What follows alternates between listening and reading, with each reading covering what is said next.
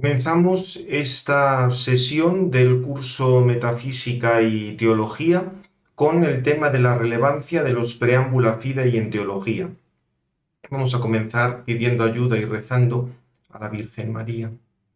En nombre del Padre, del Hijo y del Espíritu Santo. Amén. Dios te salve María, llena eres de gracia, el Señor es contigo, bendita tú eres entre todas las mujeres y bendito es el fruto de tu vientre Jesús. Santa María, Madre de Dios, ruega por nosotros pecadores, ahora y en la hora de nuestra muerte. Amén. Santa María, trono de la sabiduría, ruega por nosotros. Padre, del Hijo y del Espíritu Santo. Amén. Vamos a comenzar esta sesión del curso Metafísica y Teología con este tema del cual hablé con el padre Andereggen, la relevancia de los Preámbula Fidei en teología. Para seguirlo, vamos a emplear estos materiales que están en mi página de academia. Creo que en el vídeo cuando se suba, pondrán ya el enlace para quien quiera descargarlos, y que son una reelaboración de otra obra un poco más amplia que tengo, El orden de las verdades católicas y sus preámbulos, que también lo pueden encontrar los interesados en la misma página web mía de academia. Ahí encontrarán todos estos materiales. La idea de este tema es recordar que para la elaboración de la teología, el tema de los preámbula fidei, es decir, aquellas verdades que forman parte de la fe, pero que también se pueden conocer por la razón, son muy importantes, no solo desde el punto de vista apologético, sino en la elaboración de la misma teología. Y para ello vamos a emplear la ayuda de Santo Tomás. En estos materiales que les pongo aquí, pueden ver un poco en el sumario la distribución que vamos a tener. Hablaremos en primer lugar de la noción de preámbulo de la fe, para lo cual nos ayudaremos de Santo Tomás, y luego veremos lo que son los tres grandes preámbulos de la fe. El preámbulo de la trascendencia de Dios, que esto se va a sustanciar, nos va a llevar a hablar de la participación del ser, el preámbulo del conocimiento, el que tengamos que llegar a un conocimiento verdadero, y el preámbulo sobre el hombre. Diríamos toda una serie de temas de antropología, ética, que están, digamos, por supuesto están en la revelación. Podemos llegar también a ellos mediante la razón, y cuando estos tres aspectos los conocemos de una manera precisa, con una adecuada metafísica, la elaboración de la teología se simplifica enormemente. Presentaré cosas bastante básicas y recuerdo aquí en la bibliografía, además de, repito, hacer referencia a este texto que preparé en la bibliografía, sigo fundamentalmente al profesor Basti, este grandísimo filósofo italiano que tiene las mejores cosas sobre la relación entre filosofía tomista, ciencia, su manual de filosofía de la natura de la ciencia, que pronto esperemos que salga la segunda edición. Y esto es una cosa que preparamos en Toledo, un conjunto de artículos de la física de la información al conocimiento y libertad de la persona, con temas en los que aparece tanto la relación de las ciencias con la filosofía en una perspectiva atomista, y creo que son muy útiles. También, como hablaremos bastante de metafísica, está de fondo esta tesis muy interesante del profesor Francesco Panizzoli, la realizó bajo la dirección del profesor Basti, y es, además de un resumen extraordinario de la participación del ser, en línea de Fabro, pero diríamos a mi modo de ver con una mayor precisión y con una gran claridad, e indicando además, digamos, una orientación para poder formalizar eso, es decir, para poder utilizar los recursos de la filosofía formal, que evidentemente no tiene nada que ver con el neopositivismo ni con ninguna cosa de estas, sino utilizar instrumentos formales para hablar de la participación. Y también es muy útil esta obra del profesor Testi, La logica di Tommaso d'Aquino, Dimostrazione, Induzione e Metafisica. Es muy interesante, sobre todo por estos últimos aspectos. La inducción y la metafísica tiene muchísimo que ver con la teoría del conocimiento, es decir, es lógica de Santo Tomás, pero trata más cosas. Son un poco los autores que tendré de fondo, aunque siempre, por supuesto, es Santo Tomás. Bien, pues vamos a comenzar esta explicación. Ante todo, la noción de preámbulo de la fe. Santo Tomás ya nos habla en la segunda cuestión de la primera parte de la Suma, cuando se pregunta si Dios es, explica que hay una serie de conocimientos que son preámbulum, que son preámbulo a los artículos de fe. Y entre ellos está la misma existencia de Dios. Dice que Dios es y otras cosas de este estilo se puede conocer, que se pueden conocer acerca de Dios mediante la razón natural, como se dice en Romanos 1:20, no son artículos de fe, sino preámbulos a los artículos, pues la fe presupone así el conocimiento natural, como la gracia presupone la naturaleza y como la perfección presupone lo perfectible. Sin embargo, nada impide que aquello que en sí, secundum se, es demostrable y cognoscible científicamente, es decir, scibile, sea recibido como creíble por alguien que no capta la demostración. Aquí Santo Tomás, con toda precisión, nos está hablando de los preámbulos de la fe. Esos contenidos que son accesibles mediante la razón natural, aunque también los tenemos en la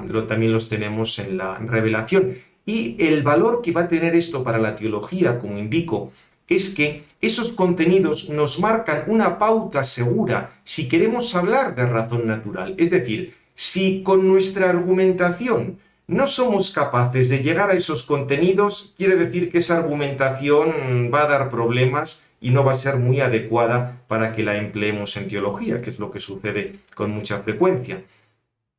Si se emplea algún tipo de argumentación que entra en contradicción con esos contenidos, es evidente que tal instrumento racional será defectuoso y, por tanto, será inadecuado para realizar la teología.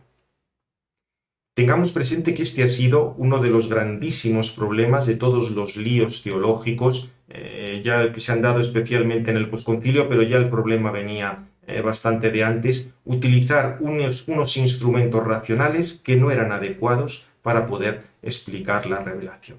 Veamos con más detalle los textos. El texto más amplio en el que Santo Tomás habla de los preámbulos de la fe lo encontramos en el In Boetium de Trinitate. Es una obra muy interesante de Santo Tomás, la escribe un poco en el contexto de la entrada de Aristóteles en la teología, cómo había que tratar la cuestión de la racionalidad y la teología, los distintos tipos de ciencias. Tiene cosas muy, muy interesantes, pero, digamos, desarrolla un poco más lo que hemos escuchado antes en la Suma. Recuerda un poco que los dones de la gracia se añaden a la naturaleza, de manera que no la eliminan, sino más bien la perfeccionan. La luz de la fe que se nos infunde gratuitamente no destruye la luz de la razón natural. Bien, cosas que ya hemos visto antes. Dice que la luz natural de la mente humana resulta insuficiente para manifestar lo que se nos manifiesta por la fe. Sin embargo, es imposible que aquellas cosas que se nos han transmitido mediante la fe de parte de Dios sean contrarias a las que poseemos por naturaleza, porque como ambas vienen de Dios, sería hacer a Dios autor del error. Entonces dice que la doctrina sagrada se funda en la luz de la fe, la filosofía se funda en la luz de la razón natural y no puede darse una contraposición entre una cosa y otra. Dice más bien que lo que proviene de la filosofía contiene alguna semejanza de aquello y ciertos preámbulos para la fe. Aquí encontramos el término, como la naturaleza es un preámbulo respecto a la gracia. Y fijémonos esto que dice aquí. Si en las afirmaciones de los filósofos se encuentra algo contrario a la fe, eso no es filosofía, sino más bien un abuso de la filosofía por defecto de la razón. Y por eso es posible, mediante los principios de la filosofía, rechazar un error de este tipo, ya mostrando que es completamente imposible, ya mostrando que no es algo necesario. Así como las cosas de fe no se pueden probar de manera demostrativa, tampoco lo contrario a ellas se puede mostrar de manera demostrativa que son falsas, pero se puede mostrar que no son argumentaciones necesarias. Es decir, cualquier argumento que se dé en contra de la fe, o bien se demostrará que es falso, o bien se demostrará que realmente no está probando nada. Y aquí es donde entra un poco lo que más nos interesa respecto al uso de los preámbulos de la fe para la elaboración de la teología, para la doctrina sagrada. Dice, podemos emplear la filosofía en la doctrina sagrada de tres maneras. En primer lugar, para demostrar aquellas cosas que son preámbulos de la fe, que es necesario conocer en la fe. Lo hemos visto. aquellas que se prueban en filosofía acerca de Dios mediante razones naturales, como que Dios existe, que es uno y otras cosas de este tipo. Este un poco es lo que recordaba con toda fuerza el decreto del Vaticano I sobre la cuestión de la fe y la razón. La Dei Filius abunda en todo esto. En segundo lugar, para hacer conocer mediante alguna semejanza aquellas cosas que son de fe, como hace San Agustín en el libro de Trinitate, en el que emplea muchas semejanzas tomadas de las disciplinas filosóficas para manifestar la Trinidad. O sea que en ese sentido, las disciplinas filosóficas nos ayudan para encontrar semejanzas con las cuales podemos explicar, podemos comparar cosas que son de la fe.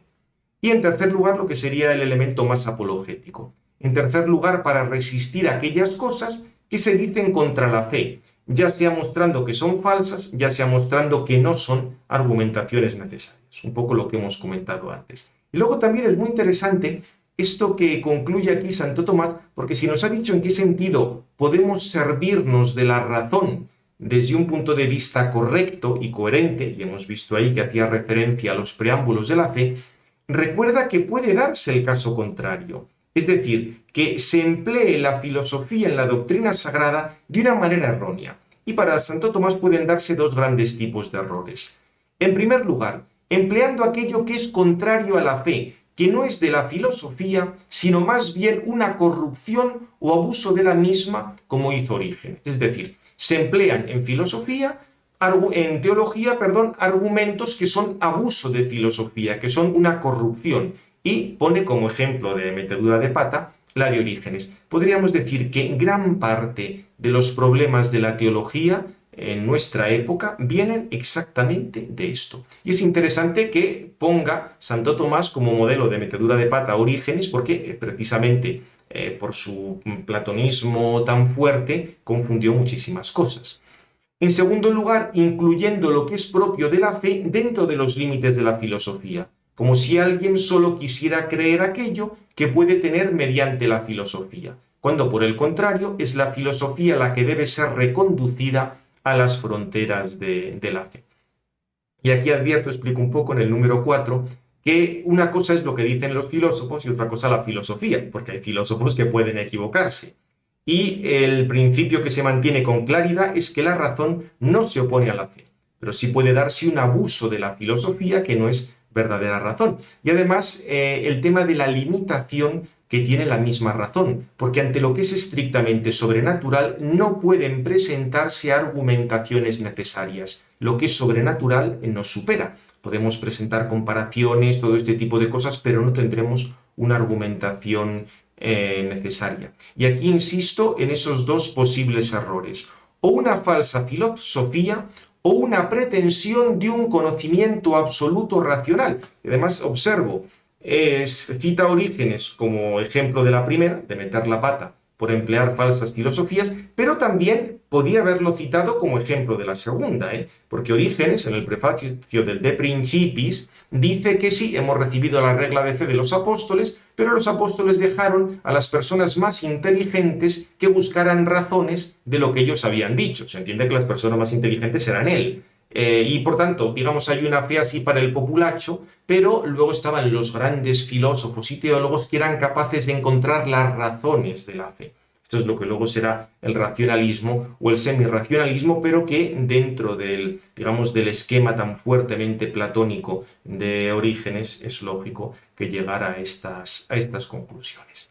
Bien, hay otros dos textos bastante interesantes sobre este tema. Cuando Santo Tomás comenta la carta a los Corintios, San Pablo critica la sabiduría mundana y Santo Tomás aquí explica dónde estaba el problema. Los griegos buscan sabiduría, en cuanto que estaban acostumbrados al estudio de la sabiduría a partir de las cosas de este mundo, y el problema estaba en que querían juzgar toda enseñanza que se les proponía según la regla de la sabiduría humana. Este era el problema, toda enseñanza. como vemos, es una pretensión de completitud, por emplear una terminología más reciente, es decir, que la razón tenía que poder determinar absolutamente todos los contenidos, incluyendo los que sabemos que son sobrenaturales. Tal cosa, evidentemente, es imposible y necesariamente va a llevar a error. Además, hoy incluso lo podemos conocer mejor, porque sabemos la misma razón ha podido establecer, utilizando lógica rigurosa, los límites de ella misma.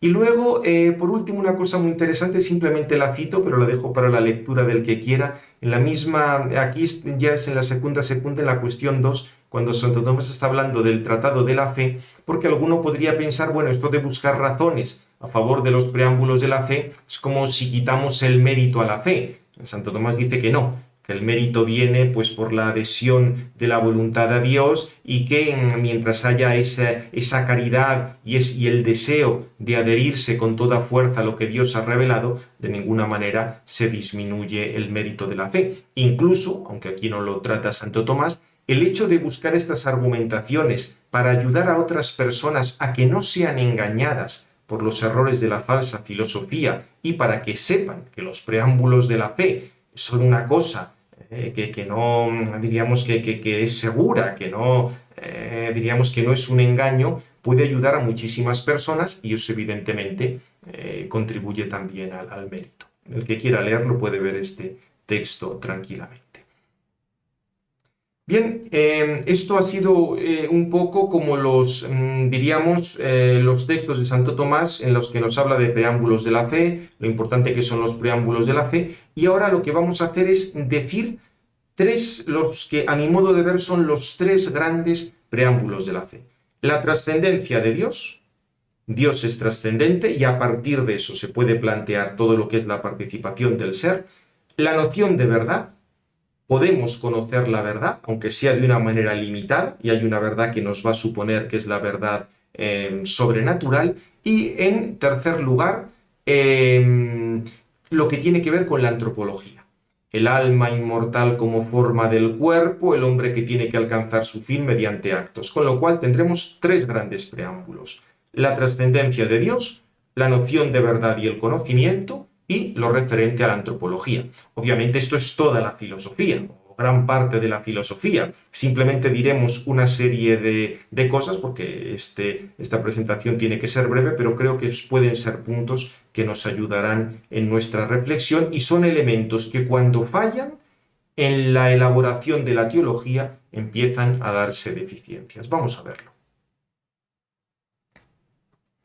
Ante todo, el primer preámbulo, el de la trascendencia de Dios, la participación del ser. Aquí recuerdo que Santo Tomás formuló una propuesta filosófica que reunió lo mejor de sus predecesores y fue enormemente fecunda, tanto desde el punto de vista racional como para la reflexión teológica. Y se podría resumir en la participación del ser, en la que se reúnen, se agrupan, se coordinan ideas anteriores sobre participación y causalidad, junto con la referencia a un fundamento exterior al universo, que es lo que permitía hablar con rigor de la doctrina teológica de la creación. Y por eso digo que, a nuestro modo de ver, este es el primer y principal preámbulo de la fe, la trascendencia real de Dios, es decir, la trascendencia del principio último o de la causa primera de toda la realidad. Y a partir de esto se va a poder plantear la participación del ser. Ya sabemos que la gran novedad de Santo Tomás es considerar el ser como acto, es participado en cada cosa en razón de su esencia.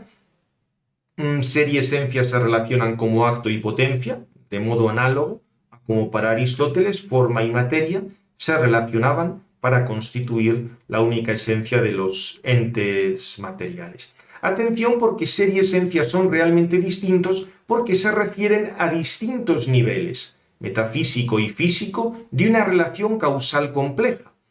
El ser acto de la forma es característico de la naturaleza de un cierto tipo de entes y se refiere a una acción causal que es común a todos los individuos de la misma especie. Todos los gatos tienen la forma de gato porque hay un conjunto de causas que determinan que tengan esa forma de gato. Pero si hablamos del ser como acto, que incluye la existencia, pero sabemos que el acto de ser es más que la existencia, se refiere a una acción causal metafísica que es única y universal y que es exterior al universo. El ser como acto nos está haciendo referencia a una causa primera, a un agente exterior que es la causa primera. Tenemos que distinguir estos niveles porque no basta la causalidad física. Diríamos, no nos basta el nivel físico para poder explicar el por qué existen las cosas en cuanto pensamos en la contingencia que tiene cualquier entidad física.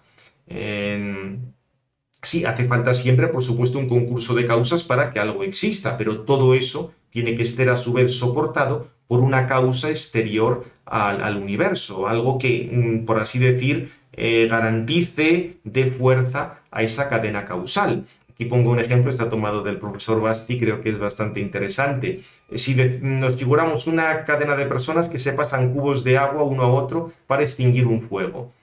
¿Por qué el agua está en el cubo n en el tiempo t? Pues porque estaba antes en el cubo n-1 en el tiempo t-1.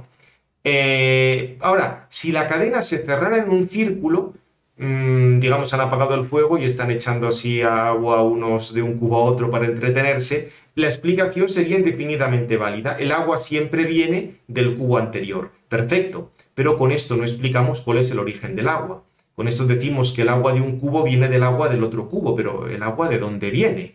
Tiene que haber sido tomada de algo que tenga el agua por sí misma y no de otro distinto de sí mismo, porque repito, aunque se cerrara la cadena, estaría dándose vueltas un poco como la hipótesis esa del universo eterno que presenta el mismo Santo Tomás, pero el universo eterno no explica de dónde viene el ser. Hace falta al final una fuente del mismo ser. Santo Tomás se refirió a este esquema causal, acto-potencia, con el término platónico de participación, pero atención, participación no es la participación de la forma, que era la participación típica de Platón, sino la participación del ser como acto en relación con la esencia, y la esencia incluye tanto la forma como la materia. Fijémonos que en Aristóteles la red de relaciones acto-potencia se consideraba como un conjunto de relaciones causales entre entidades que ya eran actuales, las cuales seducían las formas de la potencialidad de la materia, y por eso comenzaban a existir nuevos entes con sus esencias específicas. En cambio, la participación metafísica lo que ofrece es la consistencia ontológica última a todo ese conjunto de relaciones, desde fuera del tiempo, desde fuera del espacio, es decir, de una manera trascendente. Por eso, aquello en lo que participan todos los entes no es el ser, no la forma de una unidad suprema como pretendía Platón y luego desarrolló Plotino, no, el ser del acto puro en el cual esencia y ser coinciden. Y esto va a fundamentar luego la diferencia y la complementariedad de todos los entes en los cuales ser y esencia ya no van a coincidir. O sea, diríamos, el mismo ser subsistente, que es el acto absoluto, garantiza todo lo que viene después. Ahora, muy importante, el carácter asimétrico de la participación del ser. Aquello que decía Santo Tomás, que las relaciones entre Dios y la criatura son de razón por parte de Dios y reales por parte de la criatura. Esto se expresa con, digamos, en lógica, habría que decir que son relaciones asimétricas. Atención, porque la ciencia pitagórica griega y la ciencia moderna, al contrario, se apoyaban en la noción geométrica de simetría y, por tanto, todos los procesos son últimamente reversibles. Al final, esto a lo que nos lleva es a un inmanentismo. El absoluto sería la necesidad de todas esas relaciones, de todas esas simetrías. Sin embargo, sabemos, desde el descubrimiento de las antinomias lógicas y matemáticas, que pretender ver el absoluto como una totalidad de relaciones perfectamente determinadas en acto, al final lleva a contradicciones. Eso no se puede demostrar de manera consistente, con lo cual o no fundamentamos nada o llegamos a algo pues como el Deus sive natura de Spinoza, un cierto tipo de panteísmo. En cambio, Santo Tomás plantea las cosas de manera muy distinta. La relación de participación desde el absoluto a los entes contingentes no se puede entender como el todo y las partes, como si las entidades que constituyen el universo fueran partes del absoluto y el absoluto fuera todo el universo. No, eso sería panteísmo. Hay que hablar de una relación asimétrica. El universo depende de Dios, pero Dios no depende del universo. Y Santo Tomás ofrece alguna comparación muy interesante. Dice que un ente, con su existencia, no modifica nada el ser de Dios, al cual se refiere necesariamente para ser ente, para tener entidad. Del mismo modo que una proposición no modifica nada al ser de la entidad al cual necesariamente se refiere para ser verdadera. Si yo establezco una proposición sobre cómo son los gatos, no es que los gatos cambien porque yo esté pensando en ellos o yo esté hablando de ellos, pero si mi proposición sobre los gatos tiene que ser verdadera, tiene que referirse, tiene que adecuarse a esos gatos, como veremos ahora. Tenemos ahí, de nuevo, una relación asimétrica. Con esto vemos que la estructura que hay en la participación es la misma, solo que en otro campo, que vamos a ver ahora en el tema del conocimiento. Bien, dicho esto, vamos a pasar ahora al segundo preámbulo, que es el preámbulo del conocimiento y la noción de verdad.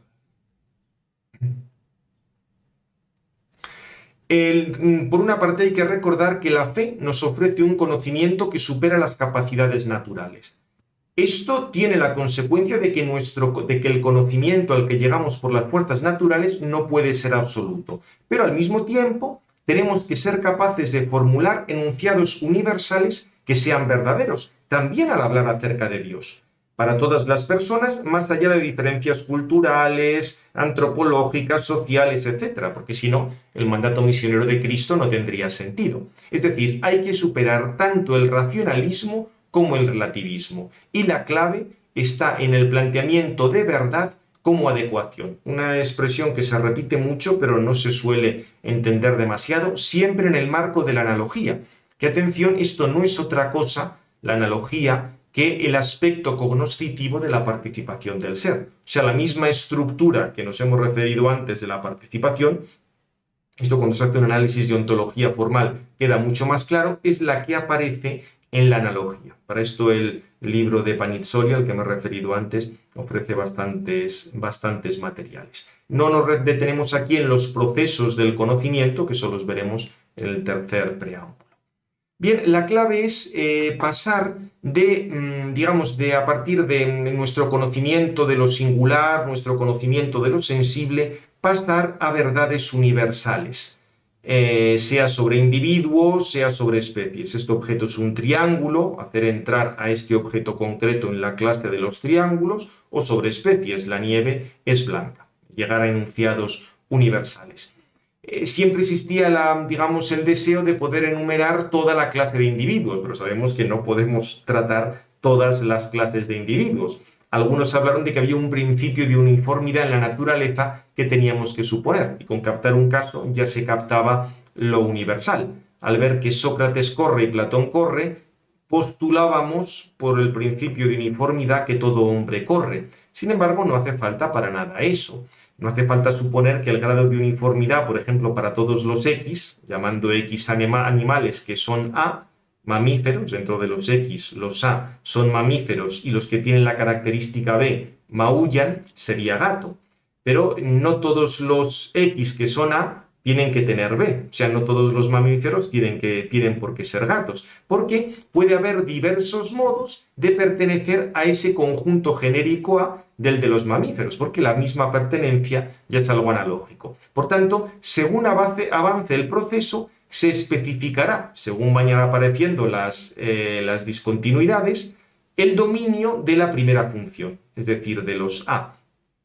De este modo será válida siempre y en todas partes. Es decir, habrá unos modos de ser A, mamífero, que conlleve el maullar, y tendremos gatos. Si encontramos otros que ya no van a maullar, sino que van a ladrar, por ejemplo, lo que podemos designar con C, tendremos otro modo de ser mamífero.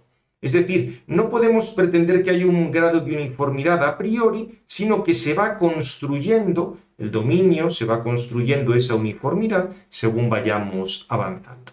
Ahora, para que esto sea posible, y para esto me remito a las explicaciones en el libro de Testi sobre la inducción y el pasar a un conocimiento universal, lo tienen con mucho detalle, hay que recordar la distinción que hemos visto antes entre la esencia y el acto de ser. El acto de ser tiene función de acto respecto a la esencia. La esencia nos indica cuál es la naturaleza de una cosa, sus propiedades que nunca pueden faltar. pero eso todavía es algo potencial respecto al acto de ser que actualiza de manera última esa esencia. La esencia de una criatura está determinada por una serie de causas, pero su ser ya hemos dicho que depende de una causalidad superior y externa al mundo que procede de Dios. En cambio, en la ontología moderna, existir quiere decir simplemente pertenecer a una clase.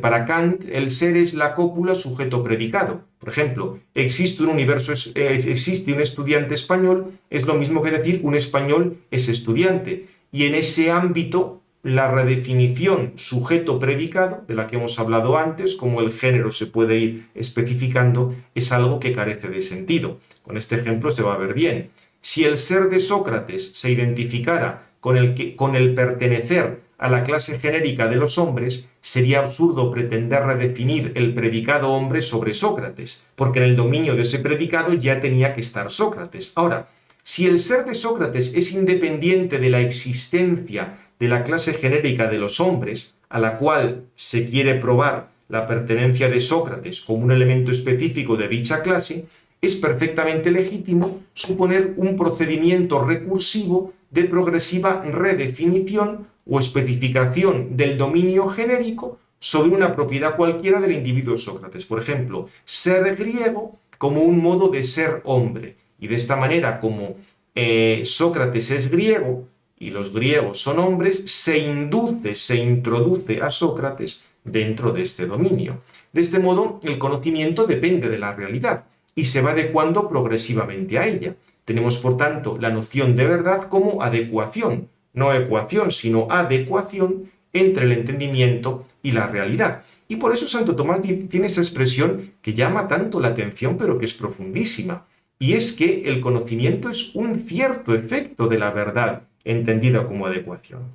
Fijémonos, todo conocimiento se completa per ficitur mediante la asimilación del cognoscente a la cosa conocida. De modo que tal asimilación es el fundamento mismo del conocimiento, la causa cognitionis. Y a esta adecuación de la cosa y del entendimiento, como se ha dicho, sigue el conocimiento. Así, el ser ente, entitas, de la cosa, funda la relación que define la noción de verdad.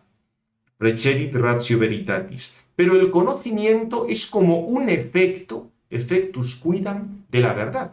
O sea que el conocimiento en ese sentido es una consecuencia de esa adecuación de la que hemos hablado y gracias a esa adecuación tenemos el conocimiento. Obviamente nuestro conocimiento es verdadero, pero al mismo tiempo es limitado. Es una adecuación que puede ir mejorando. No es que haya que negar o tirar por la ventana lo anterior, ¿no? Lo anterior se conserva, pero se va integrando y se añaden nuevos elementos. Y en este campo entra la analogía que, como hemos dicho antes, tiene que ver con la participación y, dado que las cosas son de muchas maneras, consiguientemente se predican de muchas maneras. Santo Tomás recuerda que un mismo término se puede emplear con connotaciones diversas. No es una pura equivocidad o ambigüedad, sino una equivocidad sistemática. Es decir, obedece a una serie de reglas, tiene un orden. Así, se puede reducir a la unidad realidades diversas, pero sin perder la diversidad. El ejemplo clásico que propone Santo Tomás es bien conocido. Sano se aplica propiamente a un animal, pero también se aplica a la orina, a la medicina o a la comida. Con lo cual nos dice que cada uno de estos términos tiene una proporción con la salud, que la salud propiamente está en el animal, pero estos términos tienen una proporcionalidad. Y para nuestro objetivo de preámbulos de la fe, en un lenguaje análogo, se puede llegar a hablar de Dios. Hemos visto antes que el ejemplo de salud, de sano, propiamente está en el animal, pero también las causas de esa salud se pueden denominar sanas, como la comida que come el animal. Como hemos dicho que Dios es causa de todos los entes, nuestro lenguaje se va a poder aplicar a Dios. Aquí no me detengo porque el que quiera puede leer un poco estos detalles que he tomado de la cuestión 13.1, pero la idea es que Santo Tomás aquí subraya que podemos conocer a Dios a partir de las criaturas secundum habitudinem principi et per modum excellentiae et remotionis. Es decir, en cuanto Dios es principio, es causa primera de todas las cosas Eso va a permitir que a partir de las cosas podamos decir algo de Dios, teniendo en cuenta que hay que eliminar lo que hay de, digamos, de aspectos negativos o aspectos limitados, y aplicando eso de una manera completamente excelente. Bien, aquí doy algún detalle más, pero no nos detenemos ahora con eso.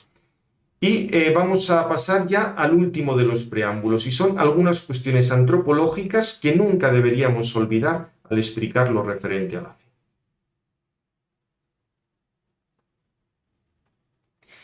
El tercer preámbulo, repito, son esta serie de enseñanzas antropológicas, fundamentalmente que el hombre es a la vez material espiritual, capaz de llegar incluso a una serie de operaciones superiores que le permiten ese conocimiento intelectual y universal, al que ya nos hemos referido antes, y a la vez una voluntad libre. Sin estos elementos no tiene sentido la respuesta libre a la fe.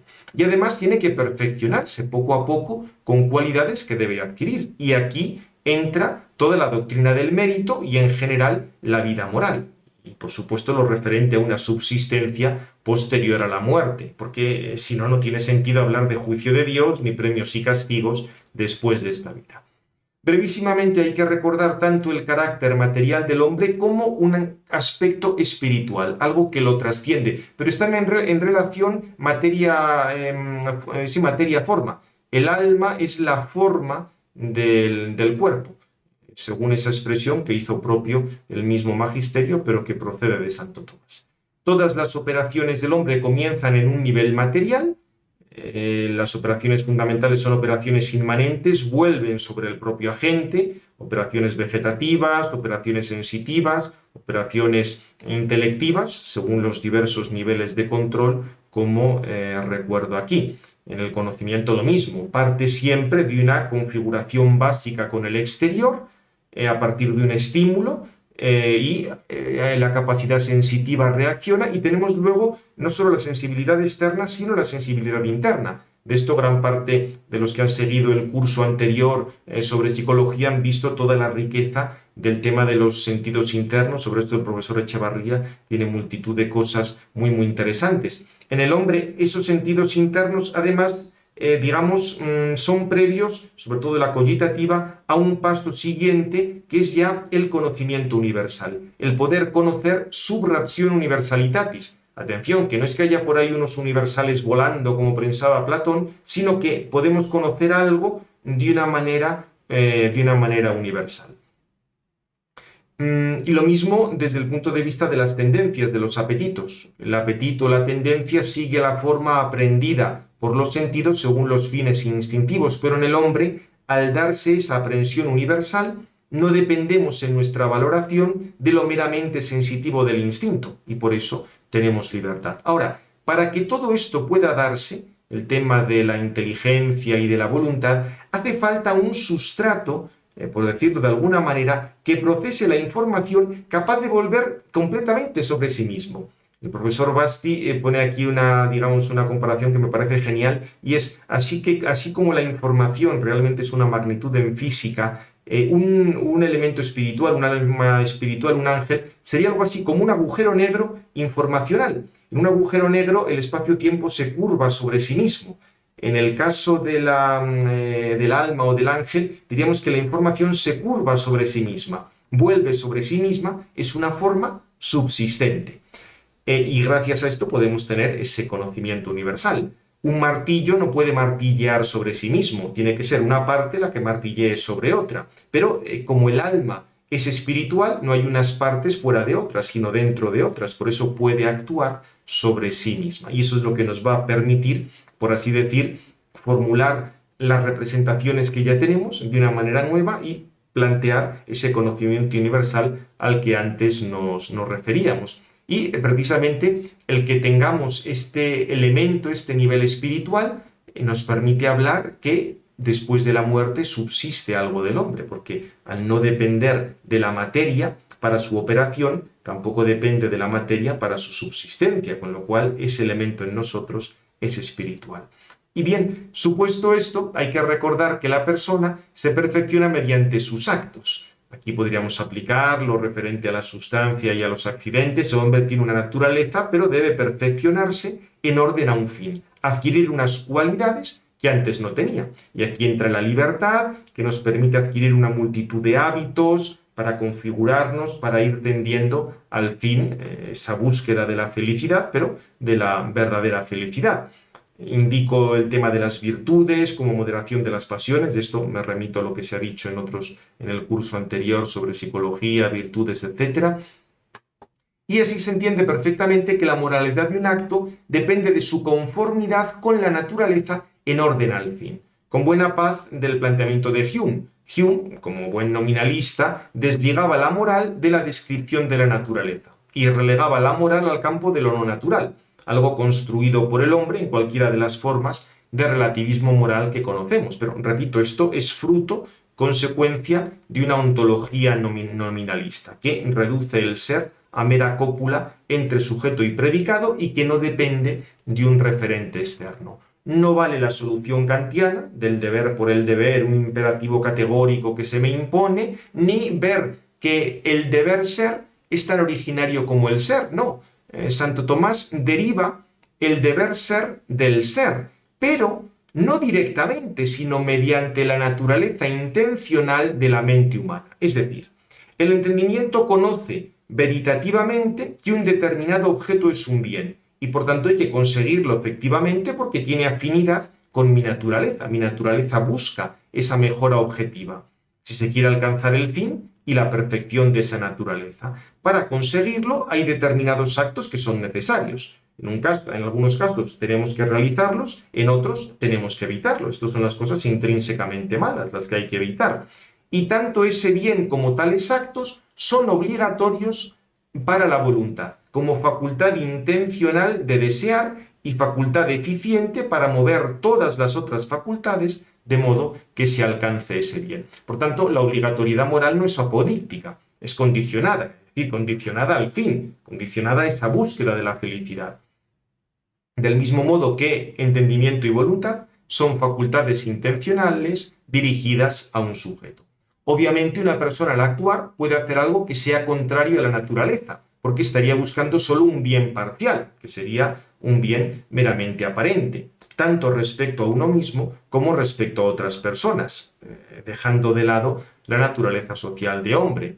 Este tipo de actos no contribuyen al desarrollo de la persona, sino que la deterioran, le impiden alcanzar su fin, y es lo que en toda la reflexión moral se ha denominado vicios y pecados. Cuando estos aspectos básicos de la razón no se tienen presente, pues ya vemos todos los desastres que ha habido en moral, con la opción fundamental, con las teologías de la praxis, todo ese tipo de cosas. Bien, pues terminamos ya. Creo que esta idea general de preámbulo de la fe que nos ofrece Santo Tomás y estos tres grupos de preámbulos, participación del ser y trascendencia de Dios, noción de verdad y preámbulos antropológicos, son necesarios si se quiere hacer una teología que tenga presente la revelación y que no deforme lo que nos ha transmitido la Sagrada Escritura. Gloria al Padre, al Hijo y al Espíritu Santo, como era en el principio, ahora y siempre, por los siglos de los siglos. Amén. Sagrado Corazón de Jesús, en vos confío.